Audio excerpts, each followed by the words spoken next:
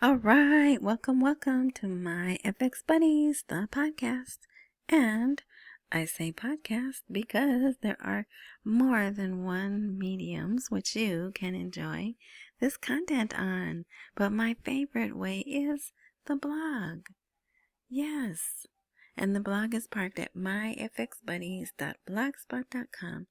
That's a lot to remember, too much to type in, and it still won't get you to this specific blog post. So the best thing to do is wherever you are interacting with this content, look for a prompt of more, info, intro, description, something of that nature. Activate that, and you'll see either link to my FX Buddies or the actual link, the blue HTTPS and all that stuff. Then you click that and you're here at the blog, the free blog. You don't have to put your email address in, and I'm not selling anything. All right, so today is Monday, December 15th, but I will be covering news for yesterday, Sunday, December 14th, because there wasn't much, but I want to give it its just deserves, as they say, right? It's justice. I didn't want to cram it in with tonight's. There will be, more than likely, I'll be posting. There's enough news already to post for tonight. But yeah, so I wanted to do this. Okay, and I just didn't, it was just an ugly weekend this weekend, right? In the world, not just here in America, but in the world. So my day didn't go as planned, and I just ran out of time. All right, so yeah. All right, so we'll get into this float, devalue, or hold. A deep dive into the future of the Iraqi Dinar. So, the real title of that article is My Perspective on the Dinar and Economic Reform, based on what Dr. Nabil Al-Marsoumi wrote about them. So, Nabil Al-Marsoumi, the pessimistic economist, as they call him, is Dr., right? Nabil. I think most of them are actually the ones that get like TV time and a lot of airtime. I think they are. But anyway, so check this out. Remember when I had said, oh, I think I may have already talked about that. I feel like I said these things before, which I may have, but well, no. Okay, it was Jamal Cougar. Okay, yeah. So, Friday, Nabil Marsoumi came out and said, oh, it looks like you're doing the white paper plan. So remember I talked about that, and I said, oh, I think that was the plan that was in effect when Kazemi was prime minister, and the current president we have now was the president then, right? 45. He was 45 then. So it is very interesting, right, that Kazemi's back in headlines. He's in the news today, but I'll talk about that tonight. And here they are again, talking about his economic reform white paper from when he was in office. And then Jamal Cougar came out, and I think I talked about that. And he gave reasons why it wouldn't happen. Yes, I think I did. Okay, so now here is the follow-up. This is rather long, though. But, so this guy is he's a professor, probably a doctor also. But look how he starts. With all due respect to you, my dear Professor Dr. Nabil Marsoumi, and with all due appreciation for your knowledge and expertise, from which I have always benefited, I hope you will allow me to present the following points to you in response and commentary on what you wrote about economic reform a few days ago. So he spends all this time edifying him and then basically disagrees with him on most of the points. Some of the points he agrees, but most of them he disagrees. So be careful when someone starts off flattering you, right? But anyway, so he says the white paper was never a reform paper and it never will be. In it, the wrong measures and government corruption were imposed on the people as they were exposed to inflation due to the reduction in the exchange rate of the dinar, the Iraqi dinar, right? And stagnation prevailed in the markets due to the contradictions in the economic measures, not to mention the exploitation of the economic crises by those in power, their entourages, to make profits and accelerate the wheel of smuggling. So, and it is kind of hinted by, I don't want to say the people, but remember they were saying the theft of the century occurred under Kazemi, so he's corrupt and guilty and all of that. Well, that never stuck to him, right? But, so, yeah, so he just goes on to say that. But, so I just wanted to spotlight this because this is why the people are taking their monies out of the bank. They're getting nervous again. Certain people still have not been paid. Some of the salaries have not been paid. The contractors, they haven't been paid, and they actually did. Today's December 15th. They did do their protests. Yep, nice and peaceful. They went to the green zone. So that the green zone is not where those two governances were, right? And they said about 1,200 people showed up. So that was pretty good, right? But, yeah. But anyway, so here, this, I like this. This is back to this guy. Oh, his name. I can't remember his name. But, and it actually should have been right here. But he's smart, intellectual, all that stuff. But he doesn't write in such a manner that it's, you have to look up every other word to figure out what he's saying, So that's why I like to read him. All right. But he says, in my view, seeking to reduce the exchange rate of the Iraqi dinar is an economic crime that should only be resorted to in extreme emergency situations when other means are exhausted. And he says there's multiple means available to them yet to deal with the crisis. Don't just go right to lowering the exchange rate and hurting the people. And also, he said floating the Iraqi dinar in the current state of the Iraqi economy contradicts the most basic rules of economics, not to mention its contradiction within reason and logic. Floating occurs in a balanced, free market where there is a real opportunity to achieve a fair exchange rate. So he's saying that's not possible right now. Yeah, so it's a nice, easy read. But he says promoting the idea of floating the dinar and reducing its exchange rate in the markets and among the general public is extremely dangerous. So that's why you have the parallel market rate is 1430, 40, 50, right? Now what they have in writing, 1441 dinars per dollar was the worst value in writing. But I'm sure if that's what they're putting in writing, someone's probably paying $1,500 for, 1,500 dinars for the dollar in the parallel market, right? So, and I think there's an article talking about that. Yeah, okay, so, all right, so here Rafidan put out this, and we haven't seen this in a while. They put out a statement of how many savings accounts they open, current accounts. Oh, maybe they mean people paying back their loans?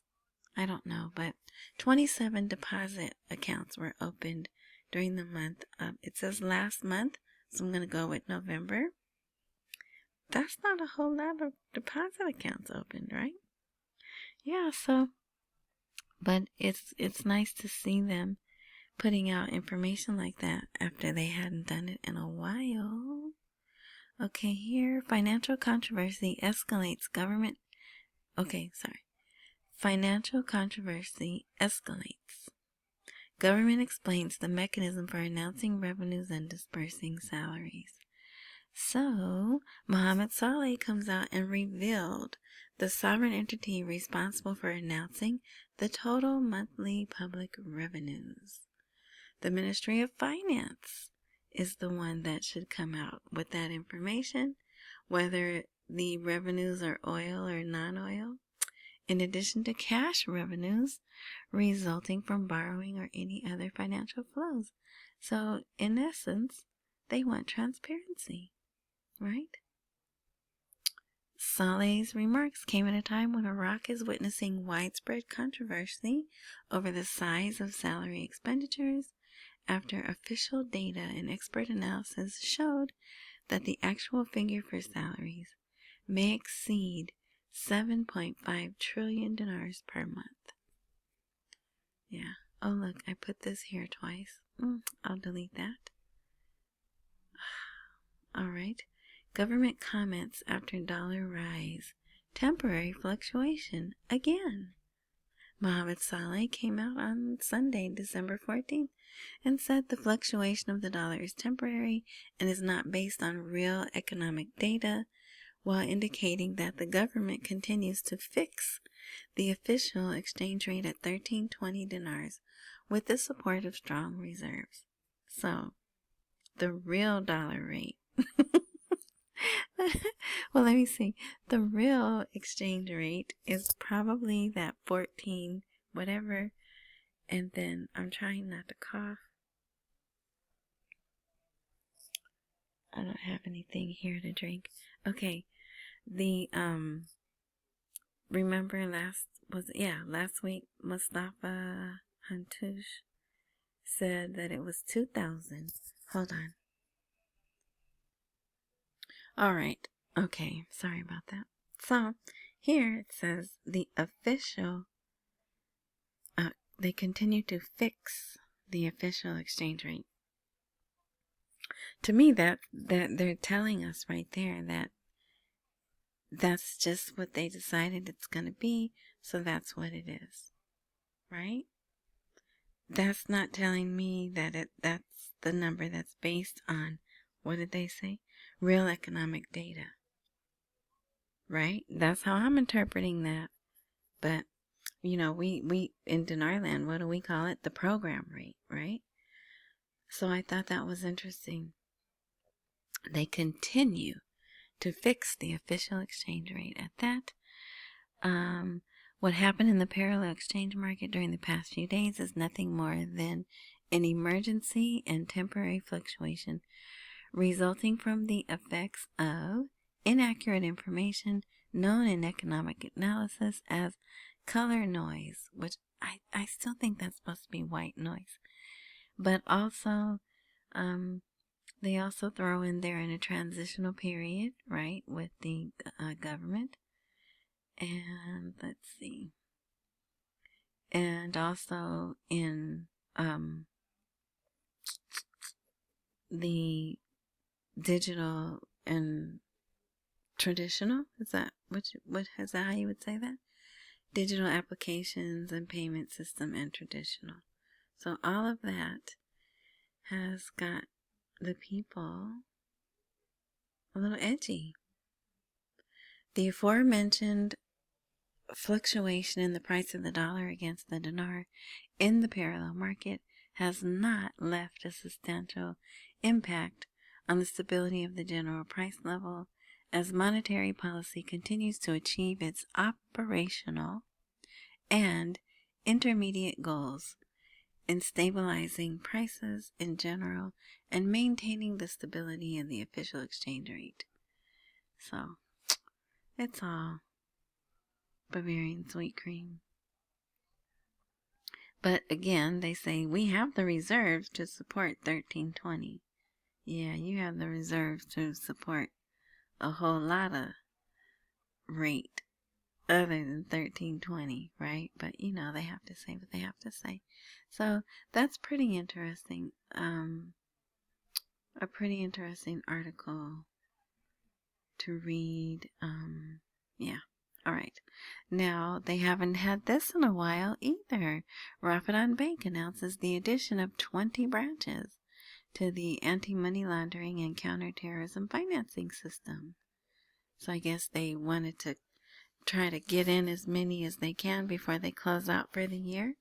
I don't know, but yeah, all of a sudden we got that announcement. Okay, and this is interesting as well. The National Higher Committee for Regulating Virtual Assets is exploring the development of a comprehensive regulatory framework in accordance with best international practices. So this was the CBI. It looks like this may have been at the CBI. But they had another meeting, another whatever you call it, conference, whatever.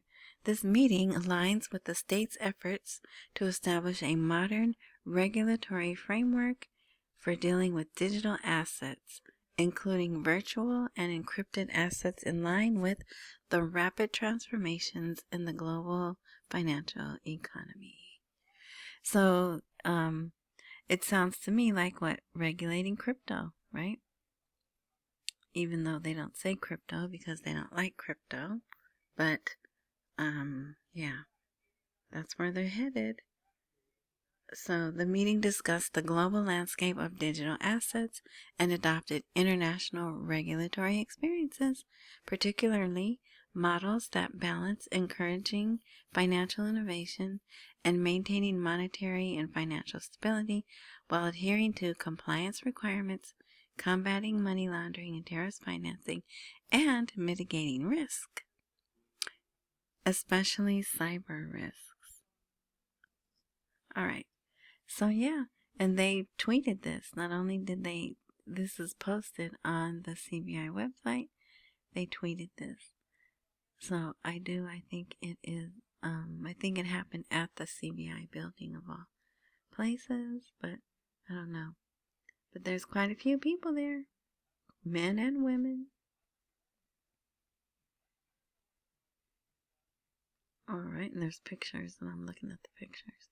All right, if you'd like to support my FX buddies or send a Christmas gift, right?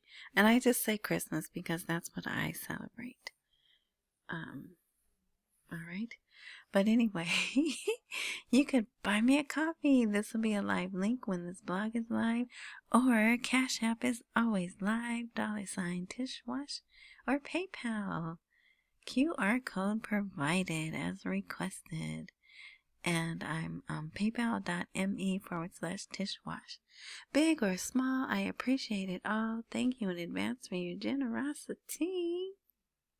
All right. So they had, I guess, significant movement in the political news. The results of the election have been formally ratified by the government. So now they'll be on a constitutional timeline to make some decisions. Crucial constitutional steps in the path of the new Iraq. Is it going to be new? I don't know. We'll see though, right? So then not too much longer after that. After the federal court's approval, Parliament will convene on the 9th of next month. So they already had that time set, right? January 9th is when the new parliament is supposed to get together. But there's people already pressing, what's his four names? Abdul Latif. Well, Rashid, I'm forgetting a name. But anyway, I usually have to sing his name to get it right. They're pressuring him to have a meeting of this current parliament and government on December 25th. Now, why would they pick that day of all days? Could it be because they possibly know not everyone's going to show up if they have it on that day? So, oh look, let's see. I think there's going to be another interview with Sadani.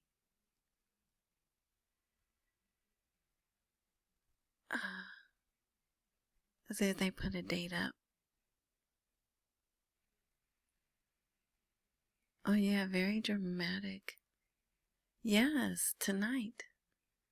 7 p.m. GMT, 10 p.m. some other time. But it looks like they already had it because they were showing scenes from it. That was a very dramatic commercial for it. All right, so we'll see. And the person that is interviewing him is the news guy, one of the news guys. So that'll be interesting. All right, so Sudani was visited yet again by Joshua Harris and some other guy. Who's this other guy here? Let's see. Oh, it doesn't say. I thought it did. Let me see.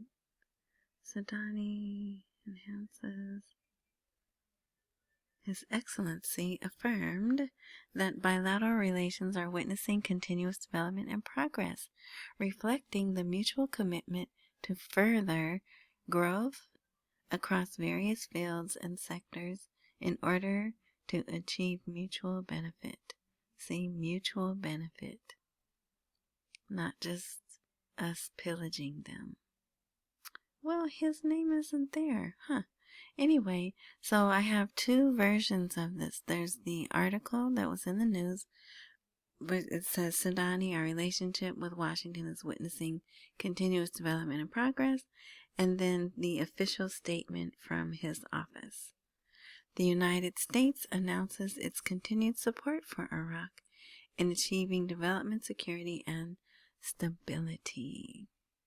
All right, so that's it. Yeah, so I pretty much just wanted to focus on see all the talk they're having.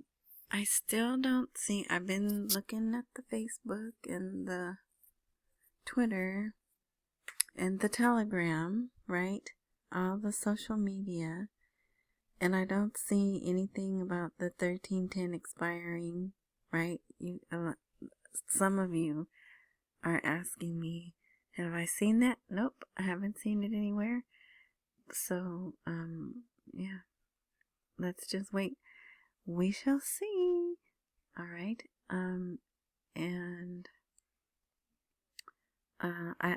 So also another thing that I'll talk more about tonight is Kazemi.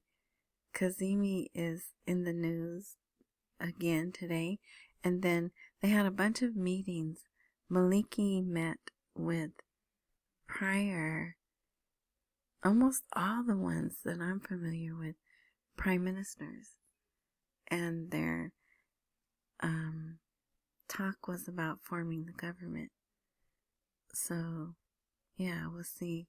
I'll talk about that later tonight. And that's it. So I hope you're having a good Monday, enjoying your Monday, as this